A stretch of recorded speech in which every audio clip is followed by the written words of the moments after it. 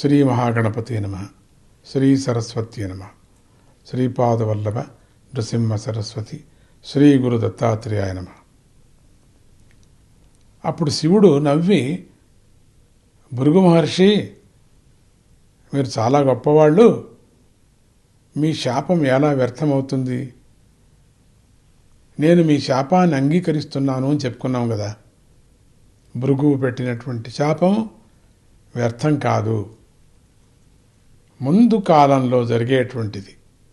అంటే ముందు కాలాల్లో నేను కూడా బ్రహ్మజ్ఞానాన్ని మర్చిపోతాను, కానీ బాలకుమారుడు నాకు బ్రహ్మోపదేశాన్ని చేస్తాడు అని చెప్పి అంతర్ధానం అయ్యాడు. ఇది జరిగిన కొన్ని యుగాలకు కుమారుడు జన్మించాడు. ఒకసారి బ్రహ్మ శివ దర్శనానికి దేవతలతో కలిసి కైలాసానికి వచ్చాడు. ఆ సమయంలో బాలసుబ్రహ్మణ్యుడు ప్రమథ గణాలతో కలిసి ఆడుకుంటున్నాడు.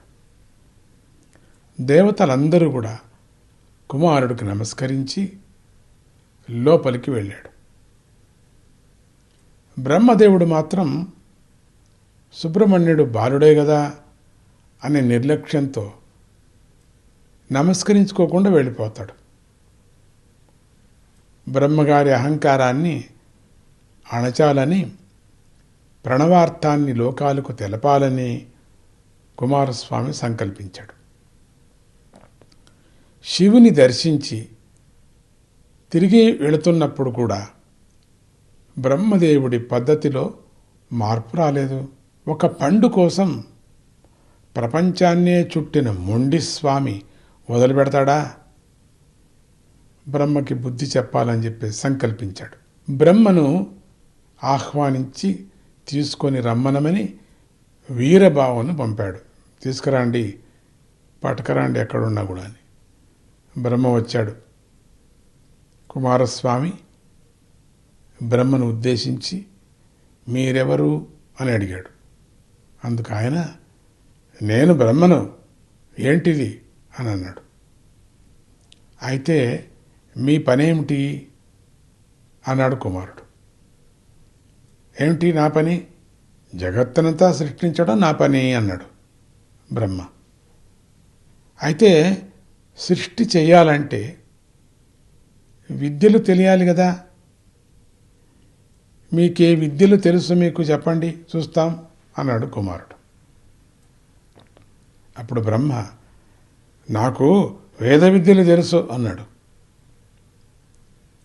అయితే వేదాలు పఠించండి చూద్దాం అన్నాడు కుమారుడు.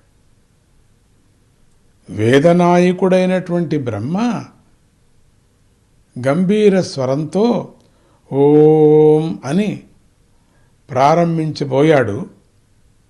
ఇంతలో కుమారుడు అడ్డుకొని, మొదటి అక్షరం, ఇప్పుడు మొదటి నుంచి మనం వస్తాం, ప్రారంభం మీరు ఎక్కడ నోరు తెరిచారో అక్కడి నుంచినే వస్తాం, ఆ ప్రారంభం శబ్దం నుంచే వస్తాం. మొదట ఓంకార అర్థమేమిటి చెప్పండి అన్నాడు. ఆ క్షణంలో బ్రహ్మంగారికి ఏమైందో ఏమో కానీ నోట మాట రాలేదు ఈ బ్రహ్మస్వామికి. బ్రహ్మ ఏదైనా మాట్లాడతాడేమోనని చాలాసేపు ఎదురు చూసినటువంటి కుమారస్వామి, ప్రణవార్థం కూడా తెలియని వాళ్ళు సృష్టి చేయటానికి అర్హులు కాదని బ్రహ్మని బంధించమని వీరబాహుని ఆదేశించాడు. ప్రణవార్థాన్ని, ప్రణవతత్వాన్ని మర్చిపోయినటువంటి బ్రహ్మను బంధించిన తర్వాత కుమారుడు తానే స్వయంగా సృష్టి కార్యాన్ని చేపట్టాడు. బ్రహ్మ సృష్టిలో ప్రజలు రంగుల తేడాలతో పుట్టారు, కానీ కుమారస్వామి సృష్టిలో అందరూ తెలుపు రంగుతోనే పుట్టారు. అందుకనే పాంచాయతనంలో అర్చన సమయంలో సుబ్రహ్మణ్యుని బ్రహ్మస్థానంలో కూడా పెట్టే ఒక పద్ధతి ఉన్నది.